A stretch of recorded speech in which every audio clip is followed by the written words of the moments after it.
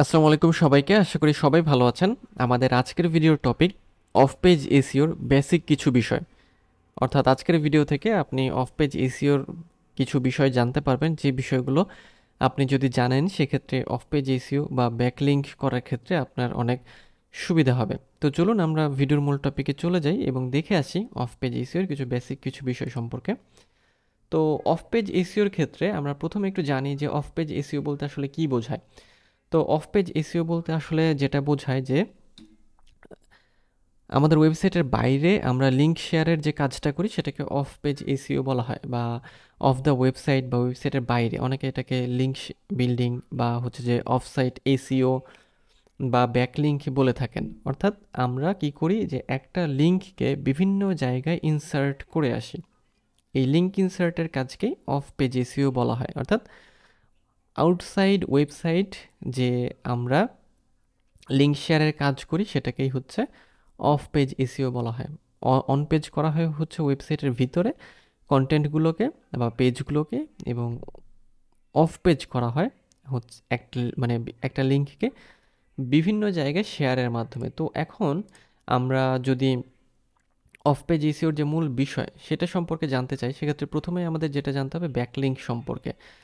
তো ব্যাকলিঙ্ক যেটা কি, ব্যাকলিঙ্ক হচ্ছে এমন একটা বিষয় যে আমরা বলতে পারি যে ব্যাকলিঙ্কস আর links from other websites to your site. অর্থাৎ অন্য একটা ওয়েবসাইটে আমরা যখন কোনো লিঙ্ককে ইনসার্ট করে দিয়ে আসি তখন সেটাকে ব্যাকলিঙ্ক বলে, অথবা অন্য কেউ যখন আমাদের ওয়েবসাইটে এসে লিঙ্কটাকে শেয়ার করে যায় তখন তাকে ব্যাকলিঙ্ক বলে। এবং অফ পেজ এসইওর মূল বিষয়টাই হচ্ছে এই ব্যাকলিঙ্ক।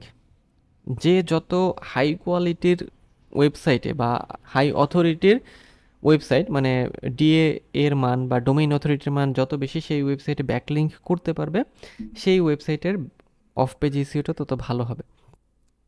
কারণ আমরা যদি হাই ডোমেইন অথরিটির ওয়েবসাইটে ব্যাকলিঙ্ক করতে পারি সেক্ষেত্রে একটা লিঙ্ক জুস তৈরি হয়, যেটার মাধ্যমে ওয়েবসাইটের অথরিটি বাড়ে। সার্চ ইঞ্জিনগুলো তখন বোঝে যে এই হাই ডোমেইন অথরিটির ওয়েবসাইটের একটা লিঙ্ক আরেকটা ওয়েবসাইটে আছে, বা সেটাও হচ্ছে, তাহলে ওই লিঙ্ক জুসের মাধ্যমে কি হয় যে ভালো একটা ব্যাকলিঙ্ক বা সার্চ ইঞ্জিনের কাছে খুব ভালো একটা মেসেজ যায় যে হ্যাঁ, এই ওয়েবসাইটটা ভালো।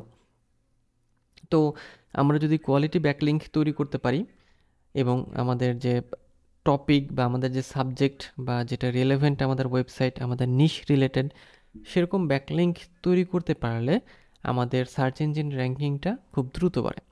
আর এসইওর ক্ষেত্রে আপনারা সবাই জানেন যে এসইও বেশ কয়েকটা বিষয়ের উপর নির্ভর করে কাজ করে। আমরা যদি অন পেজ এসইও করি, অফ পেজ এসইও করি, টেকনিক্যাল এসইও করি এবং একই সাথে লোকাল এসইও করি, কম্বাইন্ড একটা এসইও যদি আমরা কোনো একটা ওয়েবসাইটের করতে পারি, কোনো একটা ওয়েবসাইটে, সেক্ষেত্রে ওই ওয়েবসাইটটা দেখবেন খুব দ্রুত র্যাঙ্কিংয়ে যাবে। কিন্তু আমরা যদি শুধু অন পেজ করি, অফ পেজ না করি বা টেকনিক্যাল এসইও না করি, সেক্ষেত্রে র্যাঙ্কিংয়ে যেতে অনেক সময় লাগে বা অনেক সময় দেখা যায় র্যাঙ্কিং আসে না। সো এই হচ্ছে ব্যাকলিঙ্কের বিষয়টা। সো নেক্সট বিষয় সোশ্যাল মিডিয়া মার্কেটিং। তো সোশ্যাল মিডিয়া মার্কেটিংয়ের ক্ষেত্রে আমরা কি করি, সেটা হচ্ছে যে আমরা যখন সোশ্যাল মিডিয়া প্ল্যাটফর্মগুলোতে আমাদের লিঙ্কগুলোকে, মানে ওয়েবসাইটের লিঙ্ক হোক, আমাদের পেজের লিঙ্ক হোক বা কন্টেন্টের লিঙ্ক হোক, যে কোনো ধরনের লিঙ্কই হোক না কেন, সেই লিঙ্কগুলোকে আমরা যখন শেয়ার করি তখন কি হয় যে একটা সোশ্যাল সিগন্যাল তৈরি হয়, এবং এই সোশ্যাল সিগন্যালটা আমাদের অফ পেজ এসইওতে খুব বড় একটা ভূমিকা রাখে।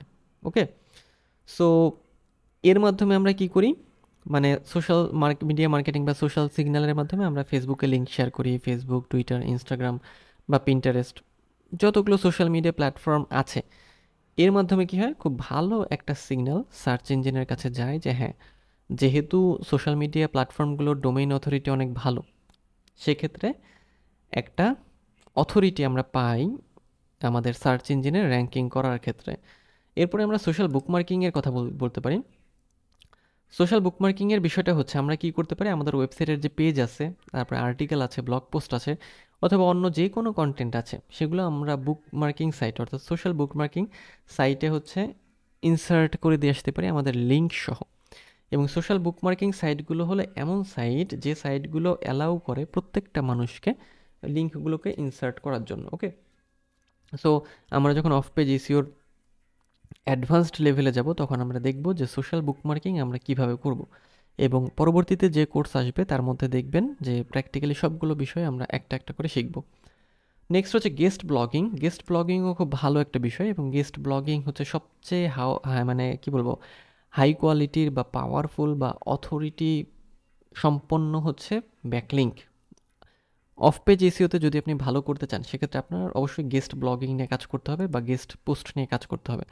গেস্ট পোস্ট হলো আপনি আপনার নিশ রিলেটেড অন্য একটা ওয়েবসাইটে গিয়ে একটা পোস্ট করবেন, মানে একটা ব্লগ পোস্ট করবেন বা একটা আর্টিকেল পোস্ট করবেন, এবং দেন ওই আর্টিকেলের মধ্যে আপনি একটা লিঙ্ক ইনসার্ট করে দিয়ে আসবেন। অ্যাঙ্কর টেক্সট করে একটা লিঙ্ককে আপনি ইনসার্ট করে দিয়ে আসবেন।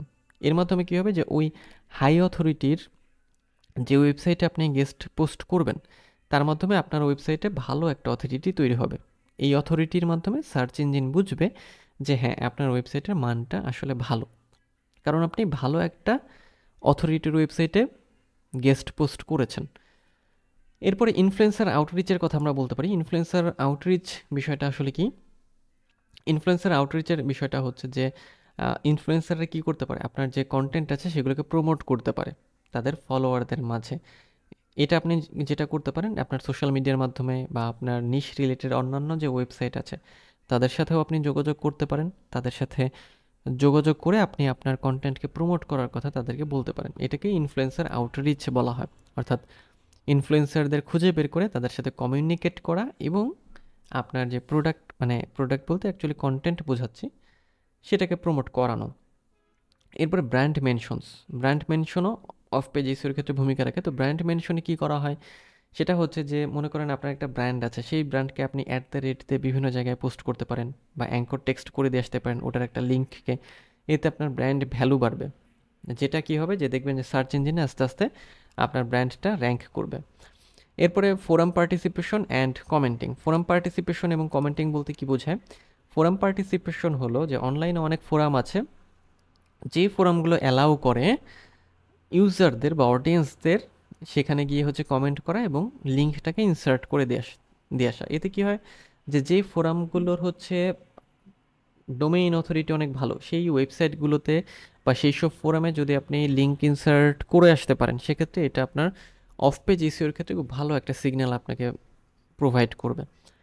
নেক্সট হচ্ছে লোকাল এসিওর কথা আমরা বলতে পারি। লোকাল এসিওর ক্ষেত্রে বিষয়টাকে যে লোকাল এসিও বলতে বোঝায় যে কোনো একটা নির্দিষ্ট এরিয়ার জন্য কোনো ওয়েবসাইটকে অপটিমাইজ করে তোলা। লোকাল এসিওর মধ্যে গুগল মাই বিজনেস এবং হচ্ছে লোকাল সাইটেশন খুবই গুরুত্বপূর্ণ। এগুলো যদি আপনি করেন সেক্ষেত্রে অফ পেজ এসিওর ক্ষেত্রে খুব গুরুত্বপূর্ণ একটা ভূমিকা রাখবে এই বিষয়গুলো। এরপরে আপনি কন্টেন্ট মার্কেটিং করতে পারেন বা কন্টেন্ট মার্কেটিংকে রাখতে পারেন। কন্টেন্ট মার্কেটিংয়ের বিষয়টা হচ্ছে যে আপনি বিভিন্ন রকমের ইনফোগ্রাফিক্স, ভিডিও, ব্লগ পোস্ট অথবা অন্যান্য যে কোনো ধরনের কন্টেন্ট আছে সেগুলোকে কী করতে পারেন, আপনি বিভিন্ন জায়গায় শেয়ার করতে পারেন। এর মাধ্যমে আপনি ন্যাচারাল ব্যাকলিঙ্ক পাবেন। তাহলে আপনার কি হলো, একই সাথে কন্টেন্ট মার্কেটিং হয়ে গেল, আপনার একটা পরিচিতি বাড়লো এবং আপনার অফ পেজ এসিওটাও হয়ে গেল।